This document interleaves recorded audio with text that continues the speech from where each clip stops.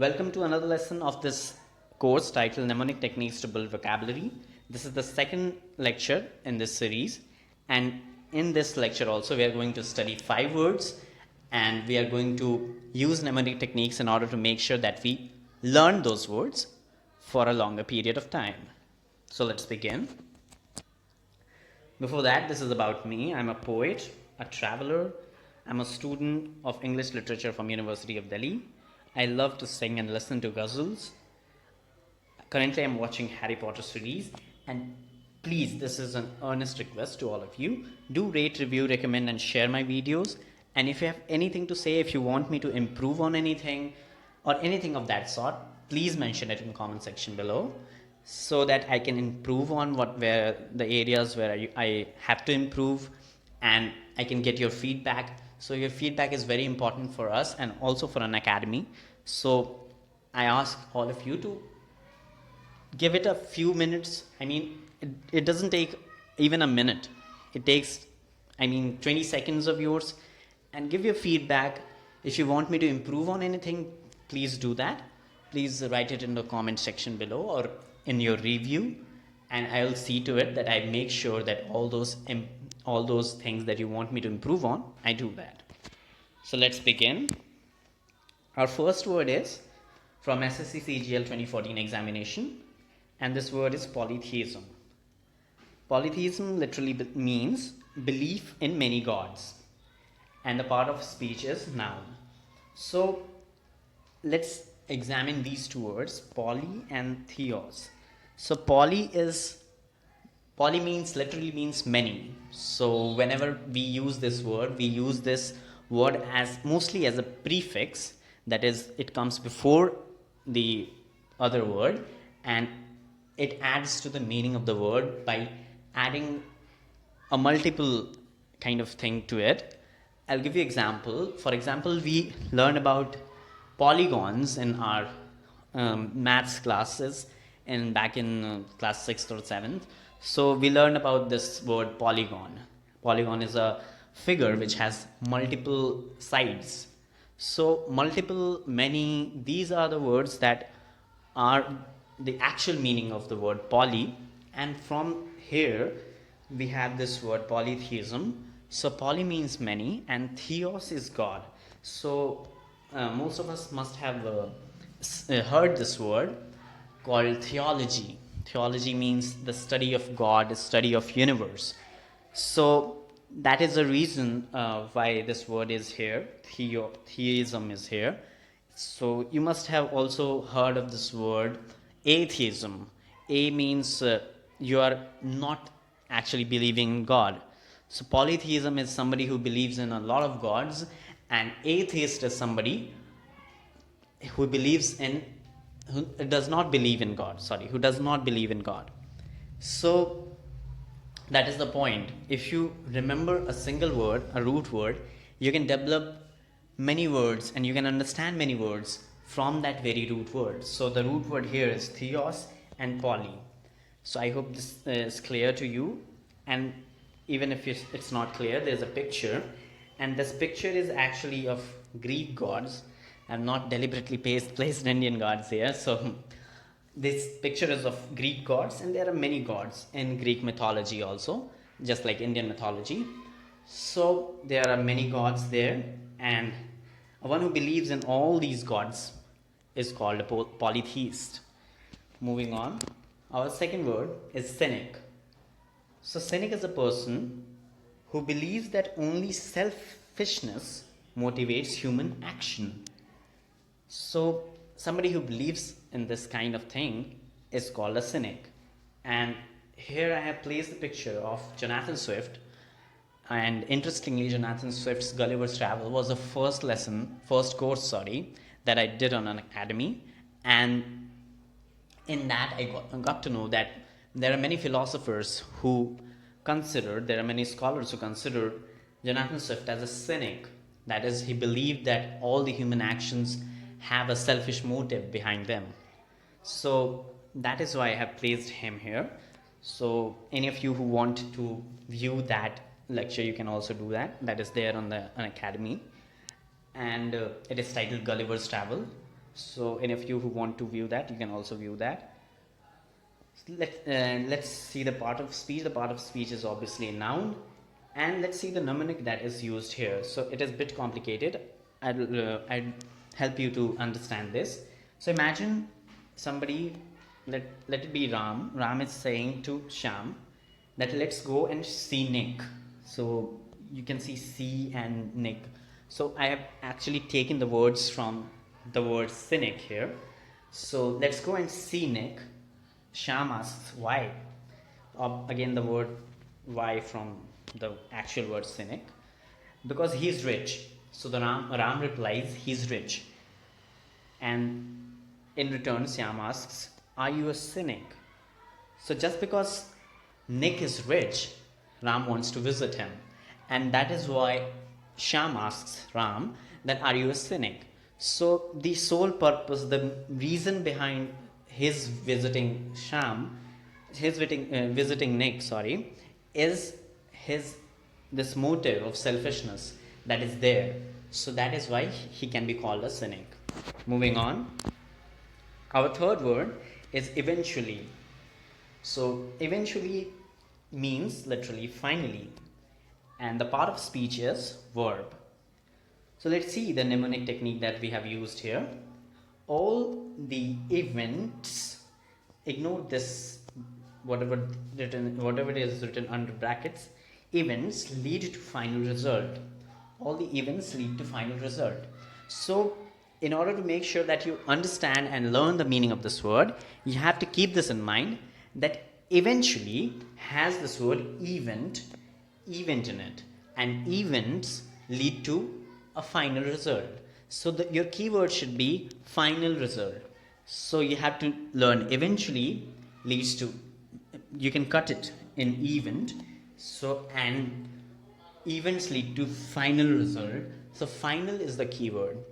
Event eventually becomes event, and event leads to final result. So this is how you connect the dots. And this picture also shows you that eventually, I mean finally, this road leads somewhere. You don't know where, but eventually it will lead somewhere. So that is how you use it when you use it. Moving on, our fourth word is, again from the same examination, impeccable. That means flawless, and flawless means something that is perfect. I mean it cannot be made even more better. There is no scope of improvement. So obviously this is something that is hypothetical. I mean you cannot, obviously the idea of something being perfect is very vague, and something that is perfect for you can't be perfect for anybody else. So that is the thing. But nevertheless, that the word is impeccable, and that means flawless. Part of speech is obviously an adjective, and the mnemonic that I have used here is I am perfect. So first three letters of the words I am, P, E, also the fourth letter. So here we have I am perfect and able. So apart from these two double C's, we have all the words here in this single line. I am perfect and able, and also the meaning, that is perfect. So if you learn this particular sentence, this small sentence, you will be able to understand and learn the meaning of the word impeccable. So you must be wondering where the double C went. Well, they went to listen to the fable. So actually this doesn't make sense, right? It's nonsense. But the point is that, remember we learned this word fable. So I'll always keep going back to what we have learned, and in bits and pieces we'll keep on revising the things we have learned, because if you don't revise the things, it will vanish away from your mind. So that is why it becomes important to revise the things that we have learned already. So moving on, this is a fifth word, obviously from the same examination, and this word is pompous, meaning affectedly grand, solemn, or self-important. Part of speech is adjective. So here the picture can show you that somebody who is self-important, who thinks that he is beautiful and he or she is beautiful, and does not want any other opinion about himself or herself. That kind of feeling, if somebody has, you can call him or her pompous. So that is the thing. Let's see what mnemonics we have used here. This is a little bit different mnemonic technique that I have used here, and it took me quite a long time to develop this one. So I hope you all like it. Let's read it. It occurs once in port, that is once in port. It occurs once in port, once in portrait, twice in pompous, once in what it means. So what it means is self-important. So it rhymes with go, it's po.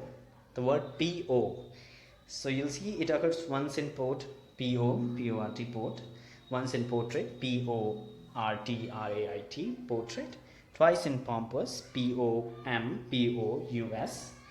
Once in what it means, that is self-important, I-m-p-o-r-t-a-n-t.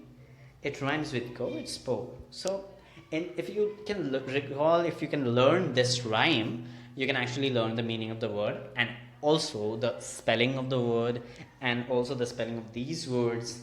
So that is how it works. Moving on, it's time for the ode of this episode. So let's see what we have here. Once there was a boy who practiced polytheism. Polytheism, you know what is poly and theism. So you know it's practicing this, having this practice of considering, there are many gods and you believe in all those gods, then you are a polytheist. When he asked why, he gave a poly reason.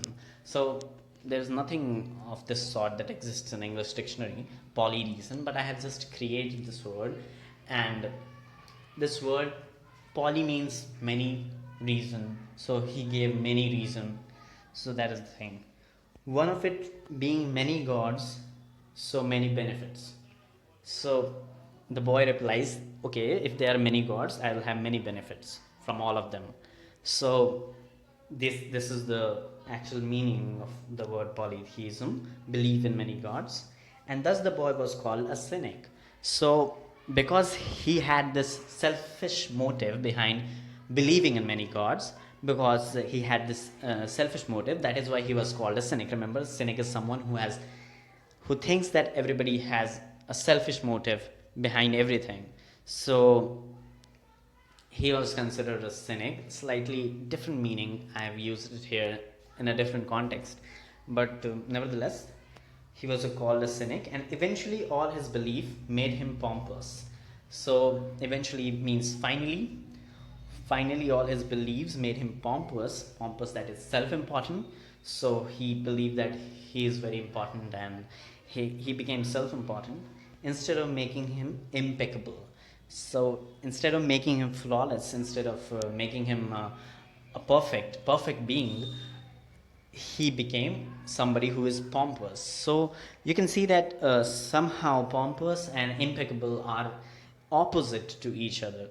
Pompous, actually they're not certainly opposite, but they can be used in opposite sense. So pompous is somebody who thinks that he's self-important, and impeccable is somebody who is flawless. So obviously if you think you're self-important, you have a major flaw in you. So that is, in that way, I have said that these are opposites, not literally opposite. You cannot write the antonym of pompous as impeccable. That will be wrong. So that is why I have said that. So that is it. So thank you for watching this, and don't forget to give your feedback. Please give your feedback and help me to make this video impeccable and take this course to the next level. Thank you so much.